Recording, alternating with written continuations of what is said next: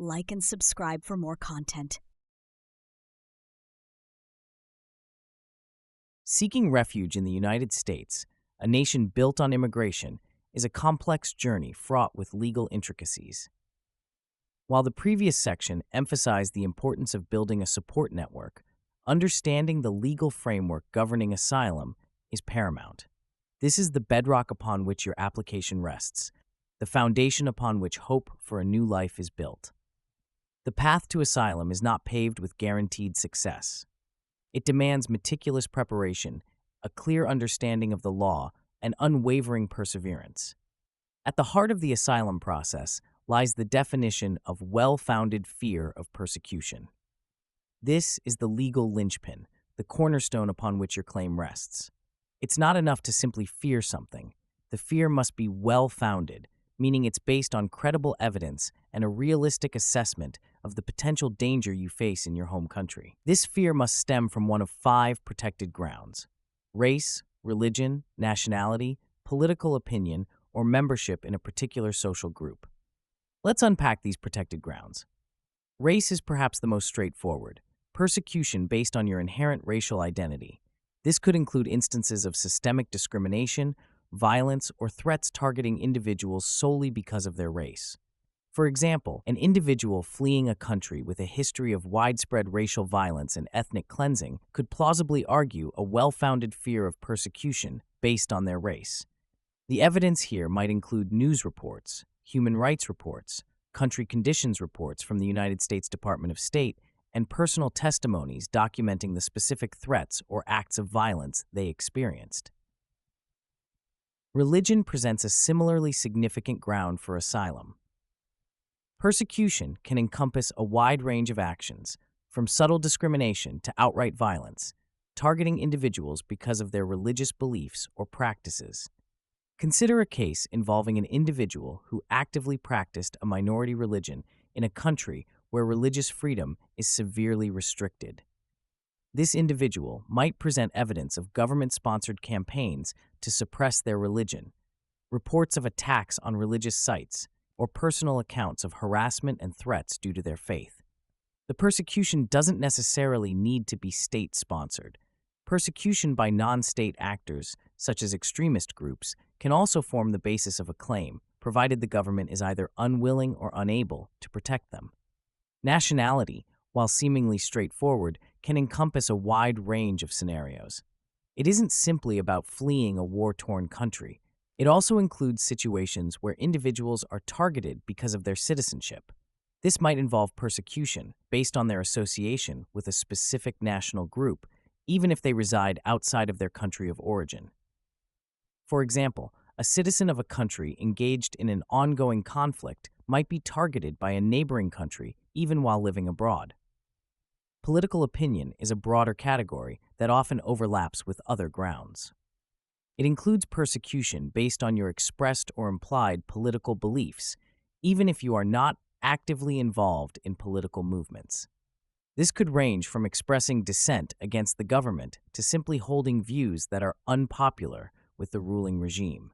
An individual who openly criticized the government in their home country through social media or other means and subsequently faced threats or violence could have a strong claim based on their political opinion. Evidence could include screenshots of social media posts, witness testimonies, and official documentation of any harassment or persecution faced. Finally, membership in a particular social group is perhaps the most nuanced and often the most challenging to prove. It encompasses persecution targeting individuals based on their shared characteristics that may not fall neatly into the other categories. These characteristics can be immutable, characteristics you can't change, like sexual orientation, or mutable, characteristics you can change, like political affiliation, if you renounce it. Crucially, the group must be socially distinct, identifiable within the society, and perceived as a group by those who persecute it. Examples could include individuals belonging to a specific ethnic group facing systematic discrimination, members of the LGBTQ+ community targeted for their sexual orientation, or women facing gender-based violence in societies where women's rights are severely restricted. The evidentiary challenges in these cases often necessitate detailed expert testimony, reports from reputable human rights organizations, and careful documentation of the individual's experiences. It's crucial to distinguish asylum from other forms of immigration relief. Asylum is a protection granted to those who already are in the U.S. Refugee status, on the other hand, is usually granted to individuals who are outside the U.S. and are seeking to enter. Both offer similar protections, but the process and eligibility requirements differ. Other forms of immigration relief, such as waivers and adjustments of status, address different immigration issues and do not provide the same level of protection from deportation as asylum. The asylum process itself is rigorous. Applicants must undergo a credible fear interview, followed by a full asylum hearing before an immigration judge. The burden of proof lies with the applicant, who must demonstrate a well-founded fear of persecution on one of the 5 protected grounds. This requires meticulous documentation, credible testimony, and often expert witness testimony to support their claim. The complexity of the legal arguments and the high stakes involved necessitate professional legal representation. An experienced immigration lawyer can help navigate the intricate legal landscape, ensuring that your claim is presented effectively and in accordance with all legal requirements. They can assist in gathering and organizing evidence, preparing for interviews and hearings, and advocating on your behalf before the immigration judge. The process can be lengthy and emotionally draining. Patience and resilience are essential. Even with a well-founded claim, the outcome is never guaranteed. However, understanding the legal framework for asylum is the first step towards a better future, a future free from the fear of persecution and the promise of a new life in the United States. The pursuit of asylum is a testament to the human spirit's enduring capacity for hope, a testament to the unwavering belief in the possibility of a life free from fear and oppression. It's a journey demanding courage, perseverance, and a profound understanding of the legal landscape that governs it. The road ahead may be challenging, but the possibility of finding sanctuary and building a new life makes the journey worthwhile. The legal framework of asylum is not a mere technicality. It's a lifeline, offering a path to safety and a chance to rebuild a life shattered by persecution. Understanding this framework is the critical first step in navigating this challenging but potentially life-altering process. It is the key that unlocks the door to safety, freedom, and a new beginning. The journey to asylum isn't merely a legal process. It's a deeply personal odyssey, a testament to resilience in the face of unimaginable hardship.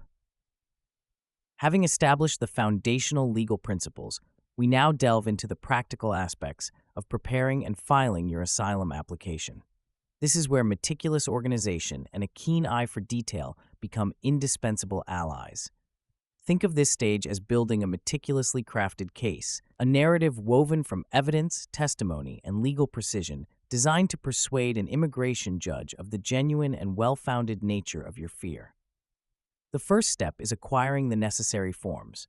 The primary form is the I-589, application for asylum and for withholding of removal.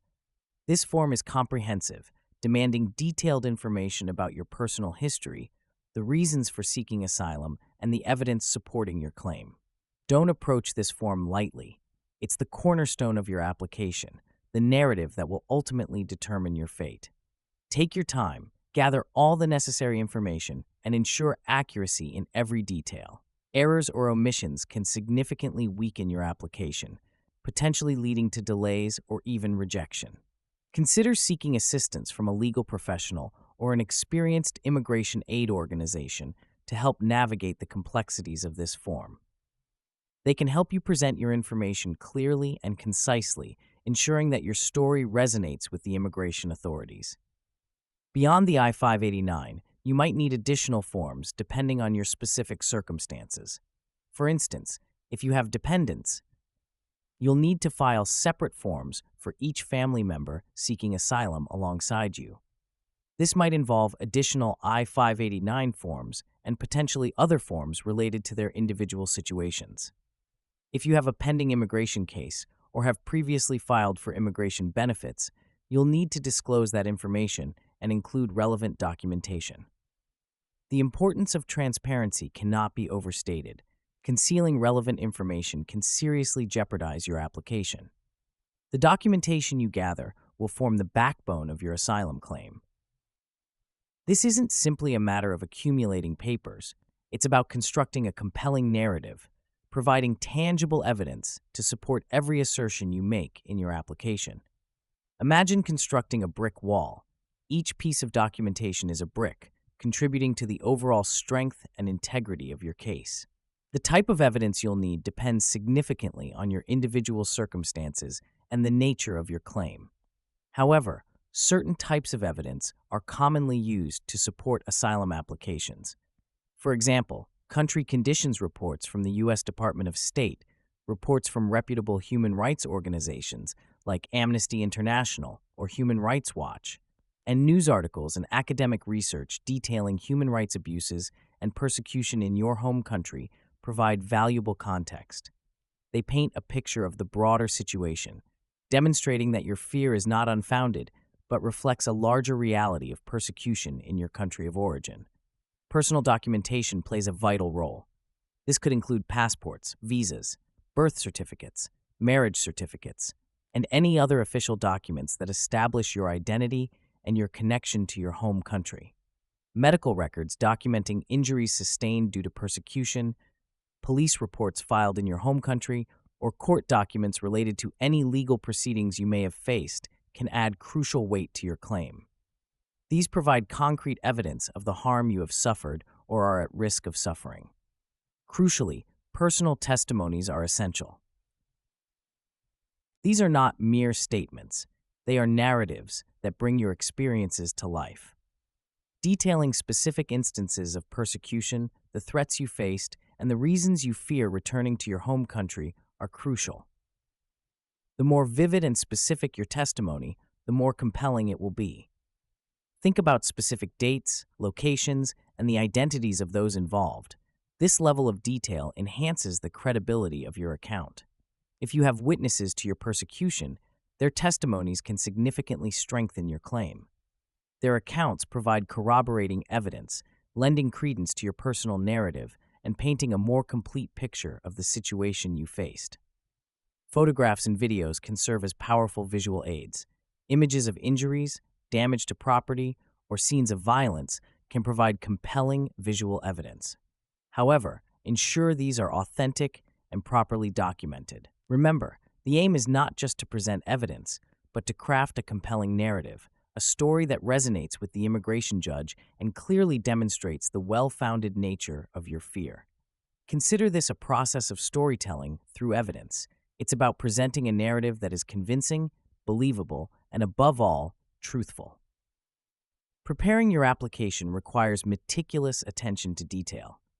Consider creating a chronological timeline of events, outlining the sequence of events that led to your decision to flee your home country. This provides a clear and organized account of your experiences, making it easier for the immigration judge to understand the development of your fear and the rationale behind your asylum claim. Maintain complete honesty throughout the process. Even minor inconsistencies can raise doubts about the credibility of your application. The process of preparing your asylum application is demanding and often emotionally challenging.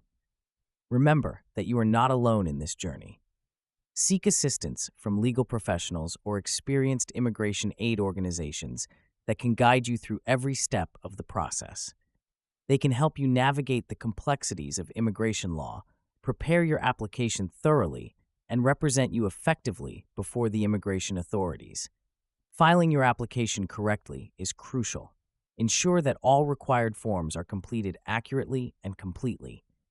Organize your supporting documentation meticulously. Many immigration offices now require online submissions, so familiarize yourself with the specific requirements and processes. Follow all instructions carefully and double-check everything before submitting your application. Think of this as the final act of a carefully constructed performance. Every detail matters. A poorly organized or incomplete application can derail your case before it even begins. After filing, the waiting period can be agonizing. Be prepared for the possibility of lengthy delays. Maintain regular contact with your legal representative, keeping them updated on any changes in your circumstances or any new information that might be relevant to your case. The entire process requires patience, perseverance, and an unwavering belief in the validity of your claim. Remember, this is more than just a legal process. This is a fight for your future, a battle for safety, and the chance to build a new life free from the fear of persecution. Your application is not just a collection of papers, it's the story of your life, a testament to your resilience and a beacon of hope for a better future.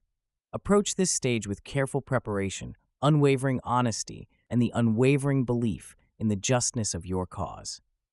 The path to asylum is arduous, but the possibility of a life free from fear makes the struggle worthwhile. The legal framework is a lifeline, and your application is the key that unlocks the door to a new beginning. The culmination of meticulous preparation and the careful compilation of evidence arrives with the asylum interview. This is not merely a formal conversation. It's a pivotal moment, a courtroom drama played out in a less theatrical setting where your fate hangs in the balance. The interview is your chance to tell your story directly to an asylum officer, to paint a vivid picture of the persecution you faced, and to convince them of the well-founded nature of your fear.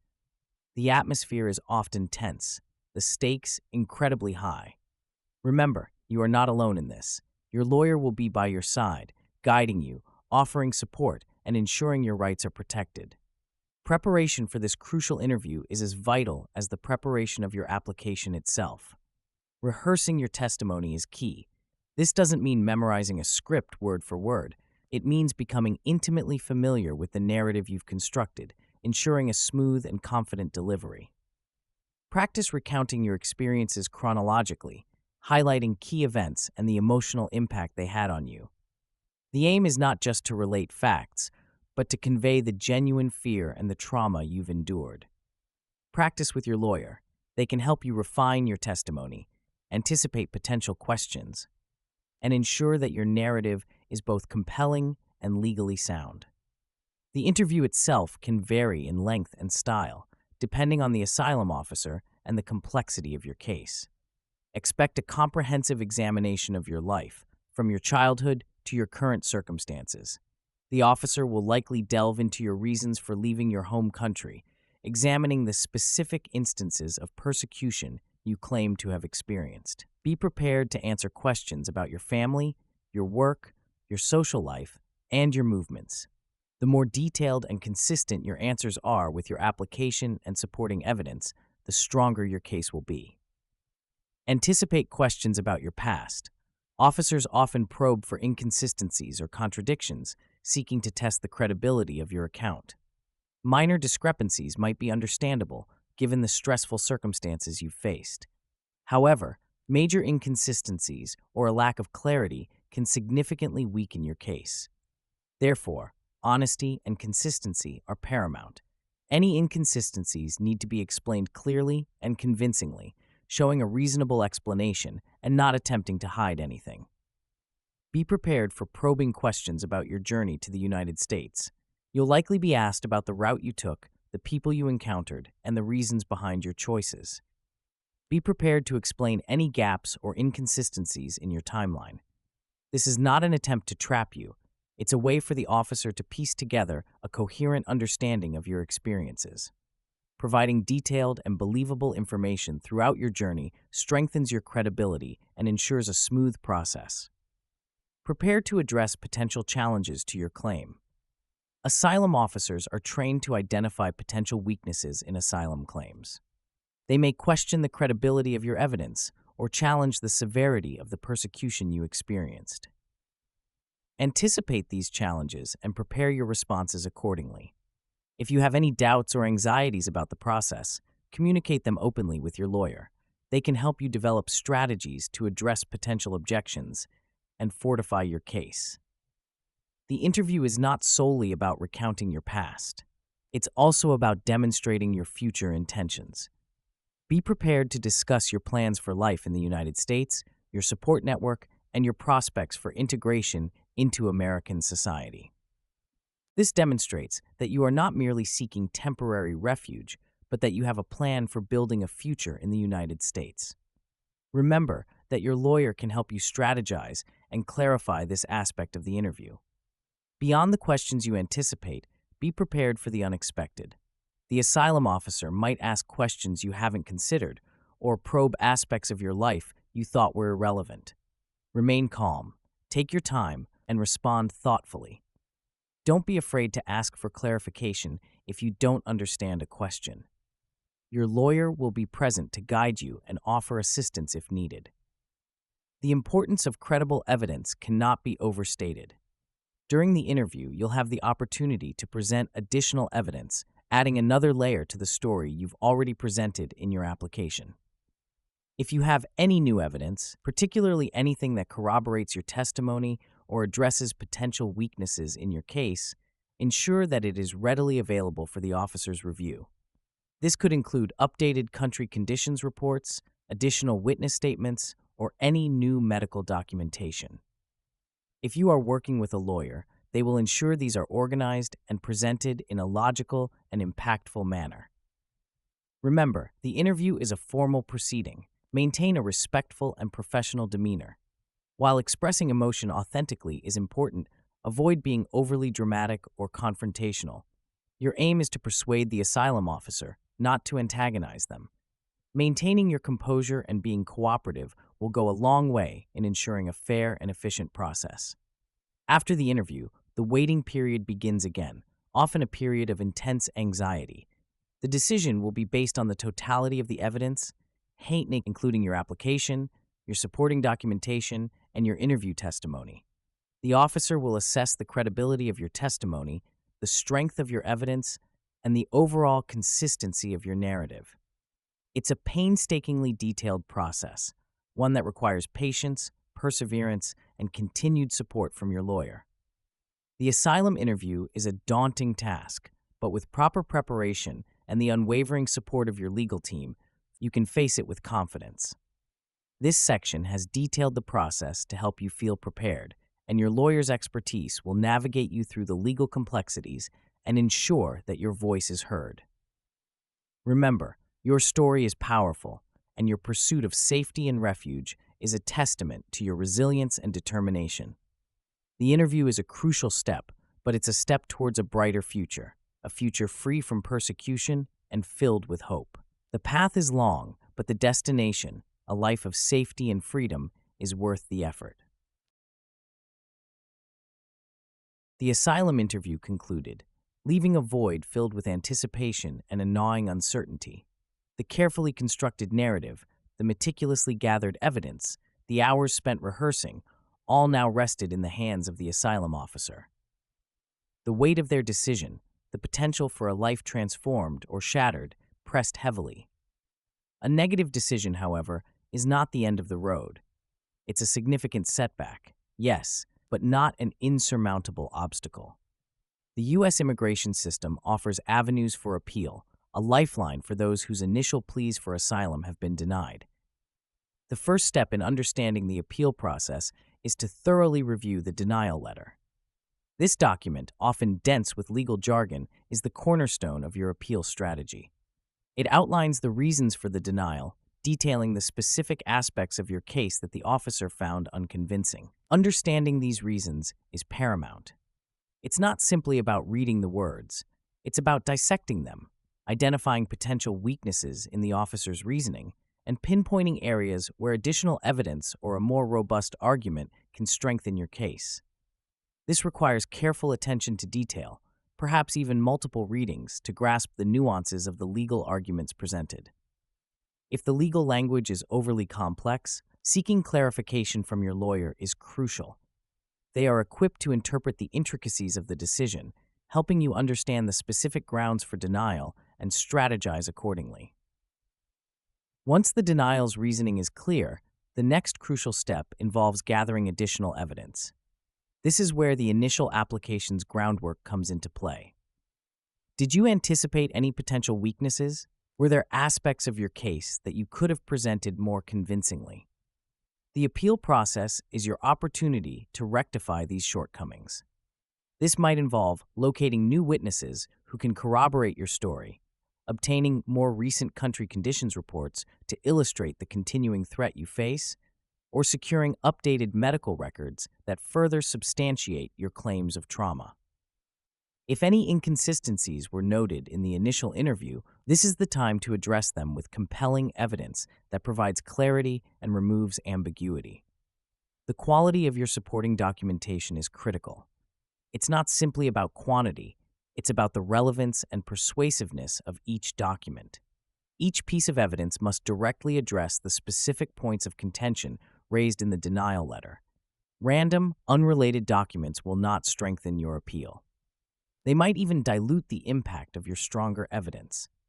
Ensure that all documents are accurately translated and properly certified, meeting the stringent evidentiary standards required by the immigration court. A poorly organized or poorly translated document can undermine the credibility of your entire appeal. Your lawyer can help you assemble a coherent and persuasive evidentiary package, ensuring that each document is properly presented and supports your claim strategically. The appeal itself is formally filed with the appropriate immigration court. This is a legally complex process, demanding precise adherence to procedural rules and timelines.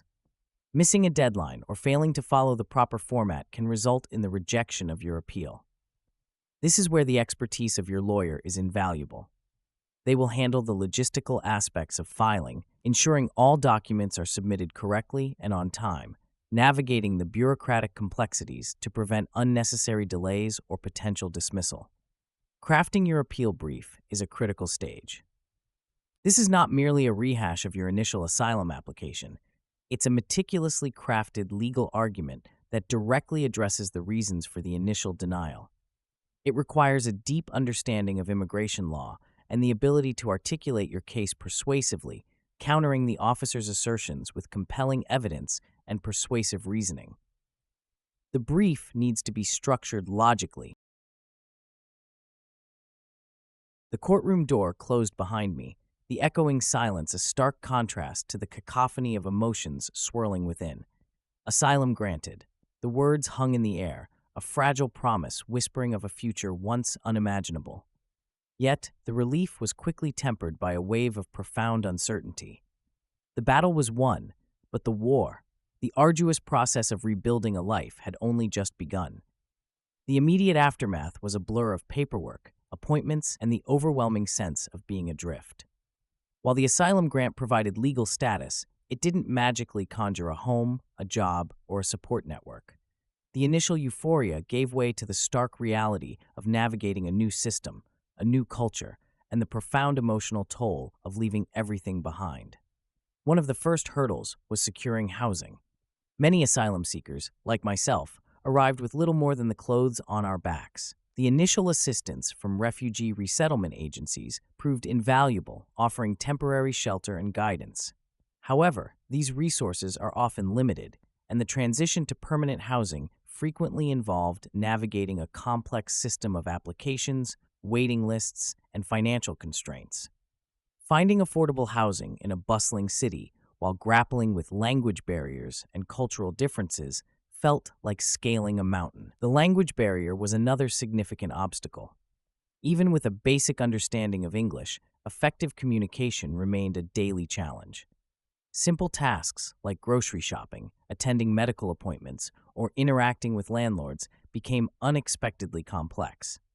This language barrier wasn't simply a matter of vocabulary. It involved navigating cultural nuances and subtle social cues that could easily lead to misunderstandings or misinterpretations. Language classes, while helpful, were a slow process, leaving me feeling frequently frustrated and isolated. Employment proved equally challenging. My professional experience, valuable in my home country, didn't automatically translate to the American job market. The recognition of foreign credentials, particularly in highly specialized fields, proved a laborious process, involving extensive documentation, evaluations, and often a significant pay cut.